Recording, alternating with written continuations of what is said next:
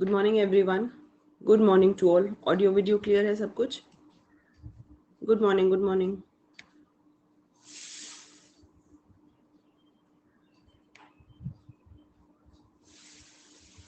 Good morning, please response दो कोई भी। Am I audible and visible? Okay, अभी आने लगे comments. Okay okay, good morning everyone, good morning. मेरे पास कमेंट्स नहीं आ रहे थे। हाँ ओके, यस। चलिए 2 मिनट वेट करते हैं, सबको आने देते हैं, फिर क्लास स्टार्ट करते हैं। आने देते हैं सबको फटाफट से, उसके बाद फिर हम लोग अपनी क्लास स्टार्ट करेंगे।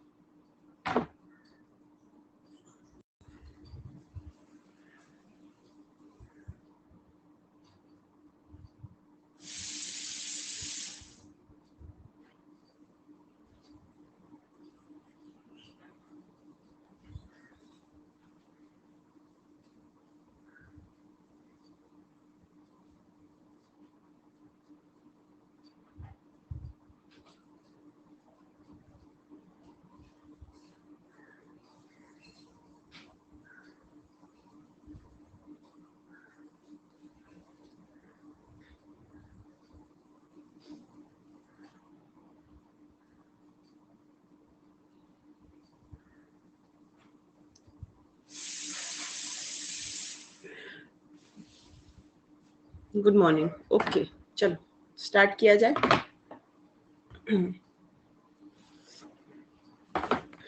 Yes, okay okay, let us start.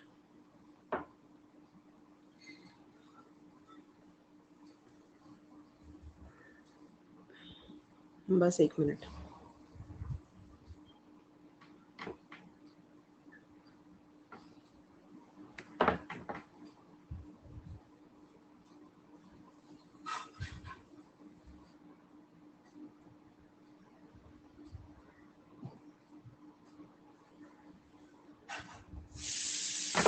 Okay, तो अगर आपको याद होगा कल की क्लास में हम लोग क्या क्या चीजें पढ़े थे भाई। कल मैंने आपको एक टेबल दिखाया था एनसीईआरटी का, है ना। आपको मैंने क्लियरली बताया था कि जो किस तरीके से हम लोग क्लासिफिकेशन करते हैं, क्लासिफिकेशन क्यों करते हैं, वर्गीकरण क्यों करते हैं। कारण क्या है वर्गीकरण करने का? ताकि एक गुण वाले जितने भी प्रजाति हैं वो एक ग्रुप में आ सके, जिससे हमें एक एक करके इंडिविजुअली सबके बारे नहीं पढ़ना और हमें उस पूरे समूह के बारे पढ़े और सबके बारे हम लोग जानकारी ले सकते हैं। यस। फिर हमने आपको इतिहास बताया था कि किस तरीके से क्लासिफिकेशन जो था, वर्गीकरण जो था वो शुरू हुआ था, है ना। तो सबसे पहले क्या शुरू हुआ था भाई? एरिस्टोटल अरस्तु द्वारा दिया गया 2 किंगडम क्लासिफिकेशन, 2 जगत वर्गीकरण। ठीक। फिर क्या आया? फिर आया 5 जगत वर्गीकरण, फिर 3-4 दिया गया, बट सब में अपनी अपनी क्या थी, गलतियां थी। सबसे ज्यादा जो स्वीकृति मिली, सबसे ज्यादा जो एक्सेप्टेंस मिली, वो किसको मिली? तो वो मिली 5 किंगडम क्लासिफिकेशन को, यानी कि 5 जगत वर्गीकरण को, है ना। तो सबसे ज्यादा स्वीकृति किसको मिली? 5 किंगडम क्लासिफिकेशन को मिली। ठीक है, 5 किंगडम क्लासिफिकेशन को मिली, यानी कि 5 जगत वर्गीकरण को सबसे ज्यादा स्वीकृति मिली। ठीक है, और 5 जगत में कौन कौन से आते हैं हमारे?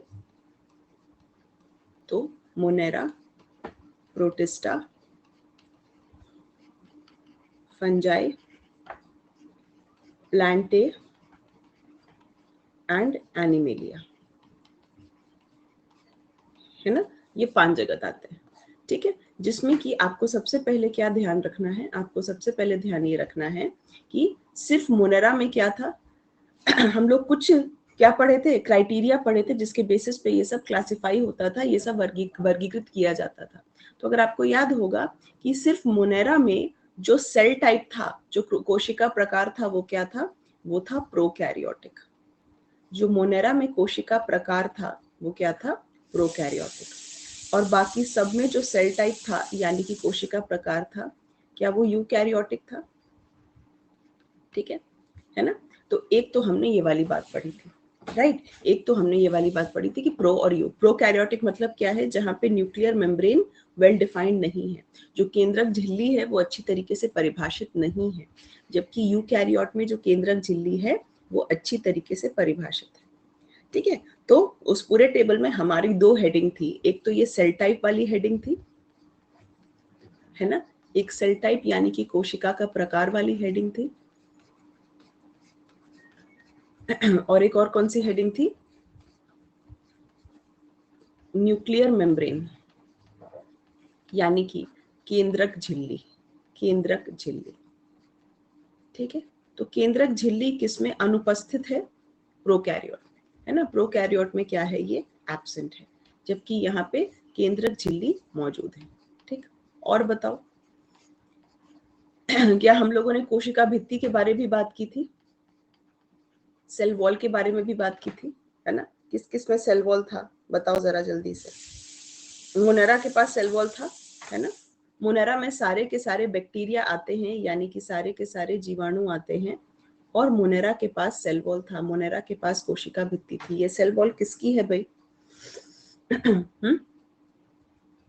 कल की क्लास हो चुकी है जहां, आज हम रिवाइज कर रहे हैं, प्लीज आप लोग प्रीवियस क्लास किया करें, ठीक है। ओके, एक ही चीज को मिस्टर झा हम रोज रोज नहीं बताएंगे ना, कल ही ये वाली क्लास हुई है, आज तो हम बस रिवाइज करा रहे हैं उसको, ठीक है। आज उसको बस रिवीजन करा रहे हैं, तो कल की क्लास को काइंडली आप रिकॉर्डेड देख ले, आपके डाउट सॉल्व हो जाएंगे, ठीक। चलो, यस, मोनेरा की जो सेल वॉल थी, जो इसकी कोशिका भित्ति थी, वो किसकी बनी थी भाई, जल्दी बताइए। बिल्कुल सही, सेल्यूलोज की बनी थी। सेल्यूलोज की बनी थी या नॉन सेल्यूलोसिक थी, सेल्यूलोज सहित थी या सेल्यूलोज रहित थी? हाँ, कहोगे मैम ये सेल्यूलोज रहित थी, सेल्यूलोज रहित थी, कोशिका भित्ति थी तो, लेकिन ये सेल्यूलोज रहित थी, ठीक है। प्रोटिस्टा के पास होती है कोशिका भित्ति, प्रोटिस्टा के पास होती है कोशिका भित्ति, यस, हो सकती है और नहीं भी हो सकती। मोनेरा के पास तो भाई आपको पता है होती है, प्रोटिस्टा के पास हो भी सकती है और नहीं भी हो सकती, ठीक है। ओके, तो क्या लिखोगे, हो भी सकती है और नहीं भी, ठीक, कोई दिक्कत नहीं। ये कौन डाउट भेजे जा रहा है यार, अभी पढ़ाया नहीं है कि डाउट? मैम बी ऑब्वियसली काम आएगा श्वेता, ऑब्वियसली काम आएगा। श्वेता तुम कितने दिन से मेरे साथ पढ़ रही हो, है ना, एनसीईआरटी बैच में भी पढ़ी, तुमको अभी भी डाउट है कि ये सब चीज बिहार एसएससी में आएगा कि नहीं? हाँ? देखो तुम लोग एग्जाम देते हो और एग्जाम के क्वेश्चंस देखते रहते हो, है ना, तो आपने बिहार एसएससी का क्वेश्चन पेपर देखा होगा भाई, बिल्कुल काम आएगा, है ना।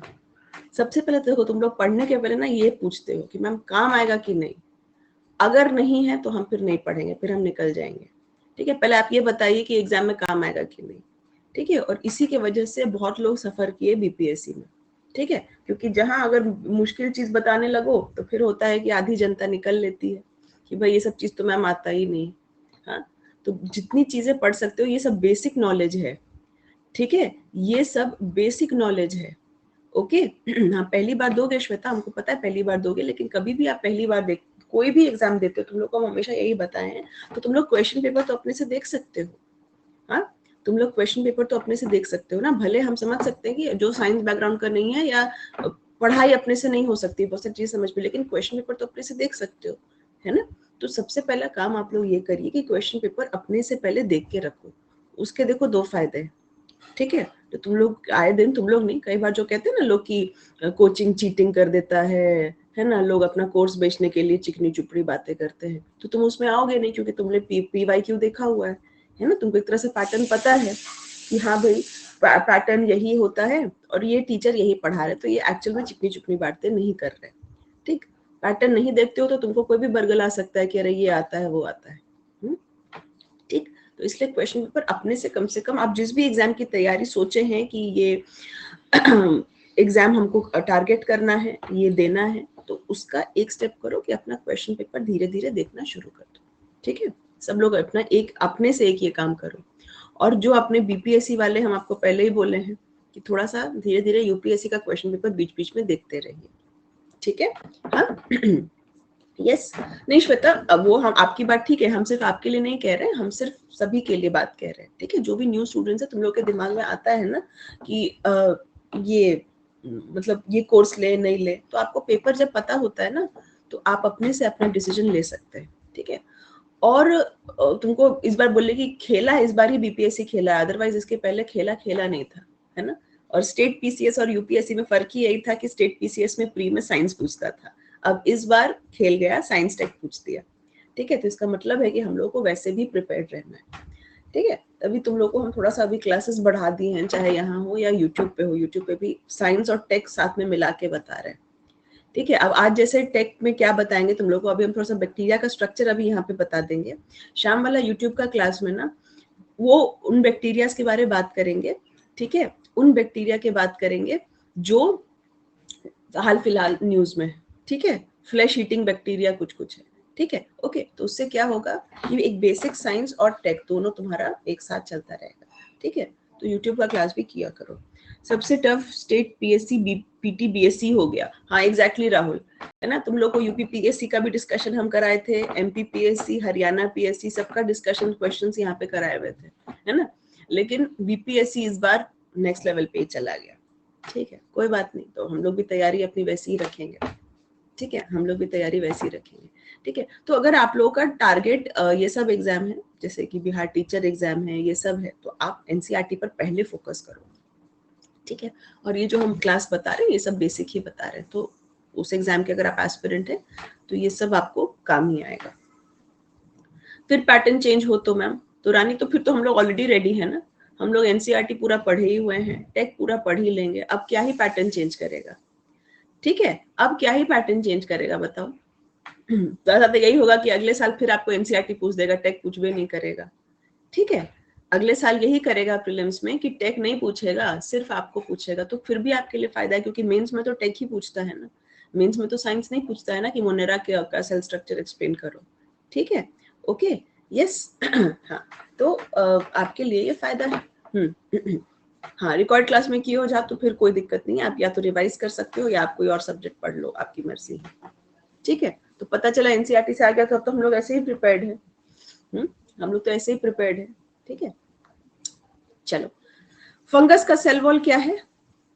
सेल्यूलोज सहित है या सेल्यूलोज रहित है? कहोगे मैम सेल्यूलोज रहित है, सेल्यूलोज रहित है। ठीक है, हाँ, क्योंकि ये किसका बना है? ये काइटिन का बना है। प्लांट का सेल वॉल मैम ये सेल्यूलोज सहित है, ये सेल्यूलोज सहित है। ठीक है, यानी it is made up of cellulose. ठीक, एनिमेलिया, एनिमेलिया का बताओ, जल्दी जल्दी बताओ एनिमेलिया का।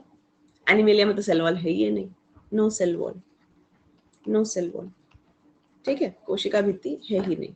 ठीक है ना, ये सारी बातें किए थे हम लोग, और क्या बात किए थे, जल्दी जल्दी बताइए। कल की क्लास ही अभी रिवाइज करा रही हूं मैं, कल की क्लास ही बताइए, और क्या क्या बात किए थे। अरे वायरस के बारे में बस इतना बोले थे, खुशबू की नहीं आ रहा है 5 किंगडम में, हमको बस ये बताओ कि क्या क्या क्राइटेरिया रखे थे हम लोग, जो टेबल में क्या क्या वहां पे कैरेक्टर थे। एक ये था, एक ये था, एक ये था, क्या पोषण संबंधी भी कुछ पढ़े थे? न्यूट्रिशन संबंधी, पोषण संबंधी कोई चीज पढ़े थे?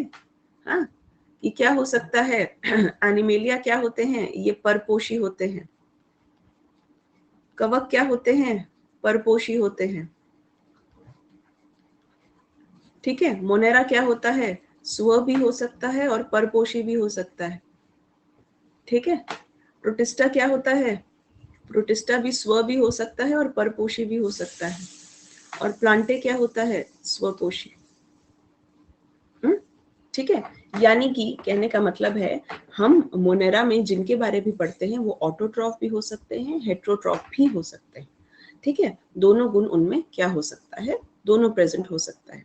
जब हम प्रोटिस्टा की बात करते हैं तो वो भी ऑटोट्रॉफ भी हो सकते हैं, हेट्रोट्रॉफ भी हो सकते हैं। फंजाई ऑटोट्रॉफ नहीं हो सकते, fungi are only heterotroph, only heterotroph. ठीक है, प्लांट्स की बात करते हैं तो अधिकतर ऑटोट्रॉफ होते हैं, एक आध उसमें ऑटोट्रॉफ नहीं भी होते। ठीक है, और animal only heterotroph, only heterotroph. ठीक, इसके बाद हम लोग एक चीज आपको, बस उसके बाद नया शुरू कर रहे हैं। इसके बाद आपको हम एक और चीज बताए थे, क्या याद करो? बेसिक स्ट्रक्चर क्या होता है? सेल। सब चीजों की मूल संरचना क्या होती है? सेल। सेल से क्या बनता है? टिश्यू। टिश्यू से क्या बनता है? ऑर्गन। और ऑर्गन से क्या बनता है? Organ system. ठीक है, ओके, यस। कोशिका, ऊतक, अंग और अंग तंत्र, ठीक है, ओके। सेल किसके पास होता है भाई? सेल भाई मैम यूनिसेलुलर के पास ही होगा। आपको पता है कि मोनेरा और प्रोटिस्टा क्या है भाई? दोनों एक कोशकीय हैं, दोनों एक कोशकीय हैं, ठीक है ना? तो संघ मोनेरा और संघ प्रोटिस्टा, ठीक है, संघ जगत, संघ नहीं जगत, ठीक है, जगत मोनेरा और जगत प्रोटिस्टा सेल है, ठीक है, ओके। क्योंकि इनके ये लोग यूनिसेलुलर है, मतलब इनमें टिश्यू बनता ही नहीं है। फंगस में टिश्यू बनता है, यस, फंगस में टिश्यू बन सकता है, कवक में टिश्यू बन सकता है, क्योंकि कवक मल्टी सेलुलर होते हैं, बहुकोशकीय। अगर कोई बहुकोशकीय है तो उसमें ऊतक बनने की संभावना होती है। पर याद रखो, फंजाई में क्या लिखा था? क्या फंजाई में लिखा था लूज टिश्यू? क्या फंजाई में लिखा था लूज टिश्यू? हाँ, लूज टिश्यू यानी अदृढ़ ऊतक, ठीक है, लिखा हुआ था। ऑर्गन किस में बनता है? ऑर्गन, ऑर्गन सिस्टम, ये सब किस में बन पाता है? एनिमेलिया में, एनिमेलिया में बन पाता है। और प्लांट्स में क्या बनता था? प्लांट्स में क्या होता था? एनिमेलिया, देखो जंतुओं की अगर हम बात करें तो जंतु में कुछ में टिश्यू होता है, कुछ में ऑर्गन होता है, कुछ में ऑर्गन सिस्टम होता है, ठीक है। अगर हम प्लांट्स की बात करें तो प्लांट्स में क्या पढ़े थे जी? बताओ, अरे बताओ, ये सब पढ़ा चुके हैं, प्लांट्स में पढ़ा चुके हैं हम, यस, टिश्यू एंड ऑर्गन, ठीक है, ओके, टिश्यू एंड ऑर्गन बनता है, ठीक है, प्लांट्स की अगर हम बात करें तो, ठीक, ओके। आमतौर पे ये चीजें, इसमें एक आध एक्सेप्शंस होते हैं तो वो एक्सेप्शंस ही है, ठीक है, वो क्या है? वो आपके एक्सेप्शंस ही है, ठीक, ओके। चलो, अब इसके बाद आप एक दो क्वेश्चन का आंसर दोगे, ठीक है। ये यूपीएससी का पीवाईक्यू है और इसका थ्योरी आपको हम करा चुके हैं, ठीक है, इसका थ्योरी हम आपको करा चुके हैं। यूपीएससी 2020 का ये पीवाईक्यू है, यानी प्रीवियस ईयर क्वेश्चन है, और इसकी थ्योरी हम लोग यूट्यूब पे कर चुके हैं, ठीक है। तो अब ऐसा भी नहीं कह सकते कि मैम हम पेड बैच स्टूडेंट नहीं है, यूट्यूब पे हम करा चुके हैं, ठीक है। क्वेश्चन पढ़ लो, हम सब करोगे तो हम फिर पोल लगाएंगे, ठीक है। छोटे छोटे दो क्वेश्चन है।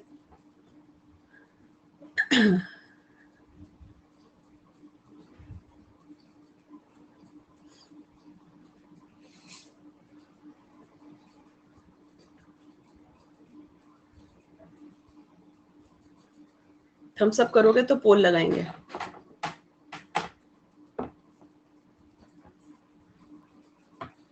लगा दे पोल, पोल लगा दे।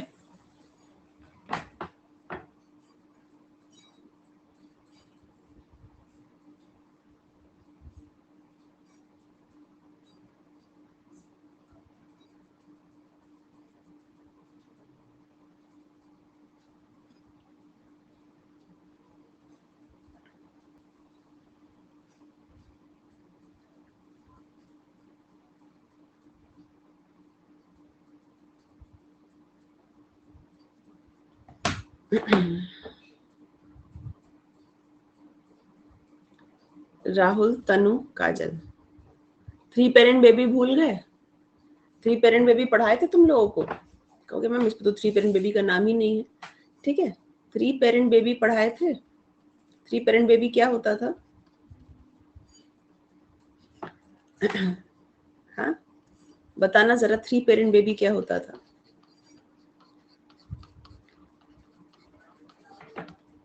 थ्री पेरेंट बेबी कब करते थे? दो मादा और एक नर, ठीक है, ओके। एक फीमेल वन, ठीक है, ये फीमेल वन अपनी सगी माँ है, ठीक है, खुद की माँ, ठीक है। उसके बाद मेल, यानी कि ये क्या है? खुद के पिता। और साथ ही फिर हम क्या करते थे? एक और फीमेल लेते थे, ठीक है, एक और फीमेल लेते थे। तो दो फीमेल थी और एक मेल था, ठीक है, ओके। इसमें दिक्कत क्या थी कि फीमेल वन की माइटोकॉन्ड्रिया में कोई बीमारी थी। फीमेल को क्या था? जब अपनी माँ के माइटोकॉन्ड्रिया में क्या हो? डिजीज हो, यानी कि बीमारी हो, ठीक है। तो हम लोग करते क्या थे? मान लेते हैं ये अपनी माँ है, ये अपनी माँ का ओवम है, अपनी माँ का ओवम है, यानी कि डिम्ब है, और ये उसका न्यूक्लियस है, और ये उसका माइटोकॉन्ड्रिया है। ठीक है, तो हम लोग करते क्या थे कि इस माइटोकॉन्ड्रिया में दिक्कत है, इस माइटोकॉन्ड्रिया में दिक्कत है, तो इस माइटोकॉन्ड्रिया को बाहर निकाल देते थे, है ना, क्योंकि इसमें परेशानी है। ठीक, ओके। और फिर क्या करते थे, फिर ये दूसरी फीमेल है, एक जो डोनर फीमेल है, डोनर फीमेल का ये न्यूक्लियस और ये डोनर फीमेल का माइटोकॉन्ड्रिया, इसका माइटोकॉन्ड्रिया स्वस्थ है। ठीक है, लेकिन हम चाहते हैं कि बच्चे में गुण यानी डीएनए किसके आए, अपनी माँ का आए, है ना। डीएनए कहाँ होता है, तो न्यूक्लियस के अंदर भी होता है ना। जिस पे हमारे गुण आते हैं वो अधिकतर कहाँ होता है, न्यूक्लियस के अंदर होता है। तो हम क्या करते हैं, जो डोनर माँ है उसका न्यूक्लियस बाहर निकाल देते हैं, उसका केंद्रक बाहर निकाल देते हैं, ताकि बच्चे में इस वाली माँ का गुण ना आए। ठीक है, ओके, बच्चे में इस वाली फीमेल का गुण ना आए। ठीक है, तो इसकी कोशिका कैसी दिखेगी, हाँ, इसकी कोशिका कैसी दिखेगी, बस माइटोकॉन्ड्रिया के साथ, और इसकी कोशिका कैसी दिखेगी, बिना माइटोकॉन्ड्रिया की। ठीक है ना। तो ये और ये हम क्या करा देते थे, फ्यूज करा देते थे। तो कुल मिला के हमारे पास एक ऐसी सेल बनती है जिसमें कि न्यूक्लियस माँ का होता है ना, न्यूक्लियस अपनी माँ का होता है, और माइटोकॉन्ड्रिया डोनर माँ का होता है। ठीक है, और इसके साथ पिता के स्पर्म का हम क्या करा देते हैं, फर्टिलाइजेशन करा देते हैं, फर्टिलाइजेशन करा देते हैं। ठीक है, ओके। ये था 3 पेरेंट बेबी। अब अगर आपको याद हो तो मैंने आपको बताया था कि 3 पेरेंट बेबी के पीछे 2 तकनीक होती है, 2 तकनीक होती है। ठीक है, हाँ, एक था मैटरनल स्पिंडल ट्रांसफर, जो हम आपको अभी बताए। ठीक है, जो तरीका आसान वाला तरीका है, हम आपको YouTube पे ये बात खास बोले थे कि एक बहुत आसान तरीका है, एक थोड़ा सा घुमाने वाला तरीका है, नाम लेकिन दोनों के याद रखना। ठीक है, इसीलिए बताए थे क्योंकि उससे ये चीज पूछी गई थी। तो जो ये आसान वाला तरीका था वो तो एक तरीका है। ठीक है, एक और तरीका क्या होता है कि ये है पेशेंट और ये है डोनर। पेशेंट मतलब क्या है, अपनी माँ जिसके माइटोकॉन्ड्रिया में बीमारी है। ठीक है, और डोनर मतलब ऐसी जिसके पास, जिसका माइटोकॉन्ड्रिया हेल्दी है। ठीक, ओके। आप देख रहे हो पहले ही दोनों को क्या कर दिया है, दोनों के अंदर स्पर्म का इंजेक्शन दे दिया गया है। मतलब यहाँ पर हम फर्टिलाइजेशन, निषेचन जो कर रहे हैं वो दोनों के ओवम के साथ कर रहे हैं। ठीक है, पहले ही फर्टिलाइजेशन हो गया है, तो सगी माँ का भी ओवम फर्टिलाइज हो रहा है, और जो डोनर मदर है उसका भी फर्टिलाइजेशन हो रहा है। ठीक है, दोनों का ही निषेचन हो रहा है, स्पर्म का इंजेक्शन दोनों में दिया जा रहा है। ये स्पर्म कहाँ से आया, सगे पिता से आया। ठीक है, क्या हुआ, सगे पिता से आया। ठीक है, उसके बाद क्या बना, फर्टिलाइज्ड एग बना। ठीक है, यानी कि जाइगोट बना। अब हम क्या करेंगे कि न्यूक्लियर डीएनए इस वाले जाइगोट से न्यूक्लियस लेंगे और फिर इसमें लगा देंगे। ठीक है, तो एक, 2 तरीके हैं, एक तो आप फर्टिलाइजेशन के पहले कर सकते हो और दूसरा कर सकते हो फर्टिलाइजेशन के बाद। इस बेसिस पे मैंने आपको 3 पेरेंट बेबी में एक एमसीक्यू भी कराया था, है ना, कि इट कैन बी डन। आप अपना पीडीएफ चेक करना, उसमें हम आपको एक एमसीक्यू कराए भी हुए हैं कि बिफोर फर्टिलाइजेशन भी हो सकता है, आफ्टर फर्टिलाइजेशन भी हो सकता है। ठीक है, तो अगर आप उसको बिफोर फर्टिलाइजेशन कहते हैं तो उसको आप क्या नाम देते हैं, प्रो न्यूक्लियर ट्रांसफर। यही आपके सवाल में पूछा गया है। ठीक है, कि प्रो न्यूक्लियर ट्रांसफर की तकनीक जो है वो क्या है, प्रो न्यूक्लियर ट्रांसफर की जो तकनीक है वो क्या है। तो क्या लिखोगे, वो क्यों होती है, ताकि संतानों में माइटोकॉन्ड्रियल रोग ना हो, उसको रोकने के लिए, उसको रोकने के लिए प्रो न्यूक्लियर ट्रांसफर होता है। और दूसरा तरीका क्या है, मैटरनल स्पिंडल। दूसरा तरीका क्या है, एक तो तरीका ये है, दूसरा तरीका जो हम लोग पढ़े हैं आसान वाला क्या है, मैटरनल स्पिंडल। ठीक है, तो अगर हम लोग उसको करते हैं निषेचन के पहले तो मैटरनल स्पिंडल, निषेचन के बाद तो प्रो न्यूक्लियर ट्रांसफर। ठीक है, क्योंकि आप देख रहे हो यहाँ पे क्या हो रहा है, प्रो न्यूक्लियर में दोनों को ही निषेचन कर दिया जा रहा है। ठीक है, दोनों का ही निषेचन कर दिया जा रहा है। ठीक, ओके। तो सवाल यूपीएससी 2020 में कैसे पूछा था, सवाल में कुछ भी 3 पेरेंट बेबी नहीं लिखा था। ठीक है, सीधे तकनीक लिख दी थी और आपको बोला था कि ये क्यों किया जाता है। ठीक है, तो ये क्यों किया जाता है। ठीक, अब एक और सवाल देखो, स्टेम सेल भी आप लोगों को पढ़ा चुके हैं। स्टेम सेल पे एक ये क्वेश्चन देखो, चैट ऑफ कर रहे हैं, जब आपके तरफ से हो जाएगा तो थम्स अप करना।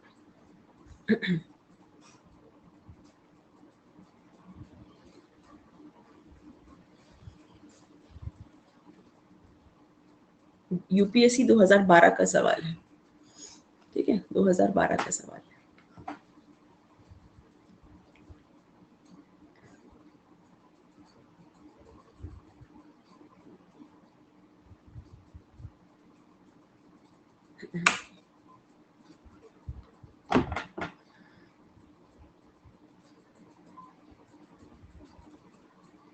लगा दे पोल, थम्स अप करोगे तो ही तो पोल लगाएंगे।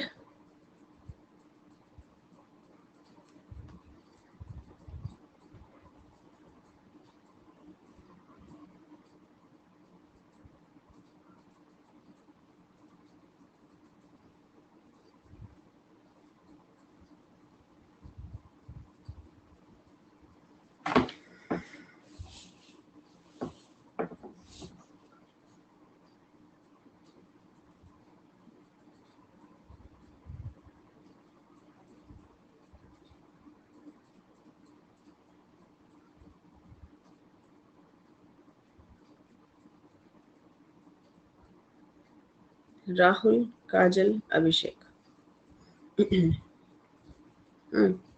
यस, सिर्फ मैमल से ले सकते हैं क्या? सिर्फ स्तनधारियों से ले सकते हैं स्टेम सेल? ऐसा नहीं है, ठीक है, ऐसा नहीं है, ठीक है, अन्य से भी लिया जा सकता है भाई, स्टेम सेल सभी के पास होंगे, ठीक है, ओके। ऐसा नहीं है कि आप सिर्फ मैमल से ले सकते हैं, बाकियों से भी आप ले सकते हैं, ठीक है। तो ये गलत बात हो गई, ये बात गलत हो गई, ठीक है। इसका उपयोग नई दवाओं की स्क्रीनिंग के लिए किया जाता है। क्या ये बात सही है? स्क्रीनिंग शब्द का मतलब क्या है? कल भी आपको हम समझाए थे। कभी भी स्क्रीनिंग शब्द आए मतलब देखना कि क्या ये बीमारी का प्रभाव पड़ेगा क्या, ठीक है। अब जैसे मान लो मैंने कोई नई दवाई बनाई, ठीक है, मैंने कोई नई दवाई बनाई, अब उसके कुछ अच्छे प्रभाव भी होंगे, कुछ दुष्प्रभाव भी होंगे, ठीक है, दोनों प्रभाव होंगे।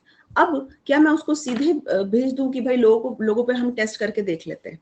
नहीं ना, जोखिम हो सकता है, लोगों की जान भी जा सकती है, ठीक है। तो आप पहले एक्चुअली में उसको क्या करते हैं, ट्रायल करते हैं, ठीक है। और मान लें आपके पास बहुत सारी स्टेम सेल्स हैं, तो आप उस पर बहुत अच्छे तरीके से क्या कर सकते हैं, ट्रायल कर सकते हैं। जैसे देखते हो कपड़ा खरीदने जाते हो तो ट्रायल रूम रहता है ना, कि पहले ट्राई करके देख लो अपने पे कैसा लग रहा है, जच रहा है तो ही खरीदो, ठीक है। तो वैसे ही यहाँ पर भी क्या होता है, ट्रायल होता है, ठीक है, ओके। उन सेल्स में क्या किया जाता है, उन सेल में मान लो हम दवा इंजेक्ट कर दिए, ठीक है, हम हमारे पास बहुत सारी स्टेम सेल्स हैं, स्टेम कोशिकाएं हैं, और उनमें हम क्या किए, ये दवाई इंजेक्ट कर दिए।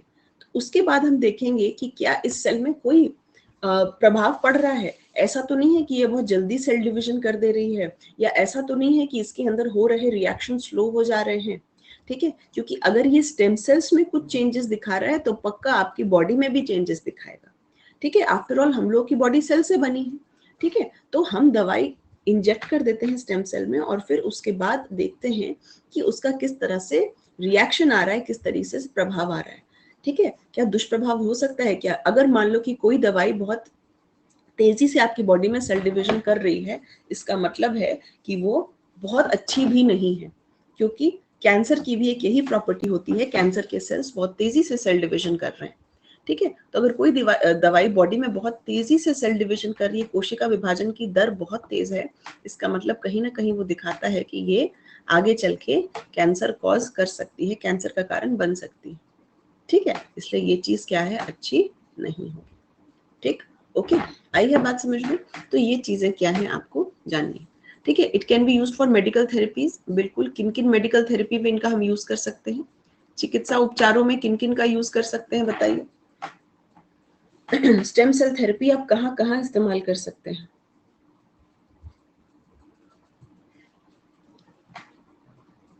कैंसर में इस्तेमाल कर सकते हैं, बहुत बढ़िया, खास तौर पे ल्यूकेमिया, ब्लड कैंसर, ठीक है, बहुत बढ़िया खुशबू। सिंथेटिक ह्यूमन एम्ब्रियो, शी, कृत्रिम मानव भ्रूण, सिंथेटिक ह्यूमन एम्ब्रियो, ठीक है, कृत्रिम मानव भ्रूण, ठीक है। डेवलपिंग ऑर्गेनिज्म एंड ऑर्गन्स, हाँ ऐसा कर सकते हैं हम लोग, बिल्कुल। पर ये तो राहुल तुम मुझे वो बता रहे हो ना, उसका बेसिक चीज बता रहे हो कि मैम स्टेम सेल किसी भी ऑर्गन में कन्वर्ट हो सकता है, ठीक है। तो उसका प्रयोग कहाँ पे करोगे?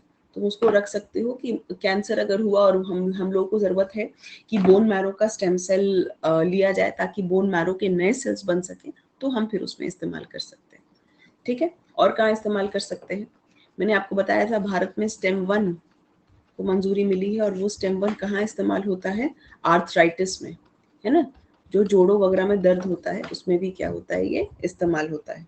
ठीक है, और बताइए। आर्थराइटिस में इस्तेमाल होता है। और कल ही तो पढ़े हम लोग, कल ही तो पढ़े। क्या कल हम लोग थैलेसेमिया पढ़े थे यूट्यूब में? क्या कल हम लोग थैलेसेमिया पढ़े थे यूट्यूब में? क्या कल मैंने आपको ए प्लास्टिक अनीमिया पढ़ाया था?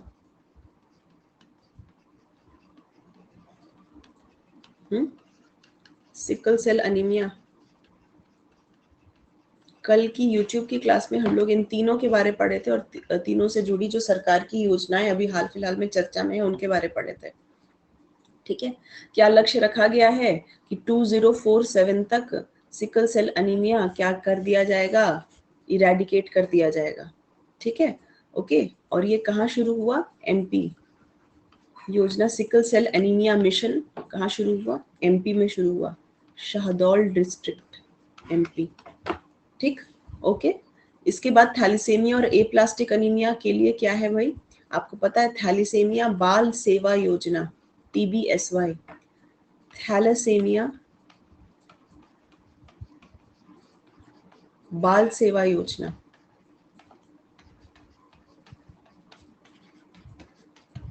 शुरू कब हुई थी? ये 2017 में शुरू हुई थी, और अभी 2023 में इसका तीसरा चरण शुरू हो चुका है, थर्ड स्टेज शुरू हो चुका है। किसकी पहल है ये पहल किसकी है? क्या ये कोल इंडिया की पहल थी?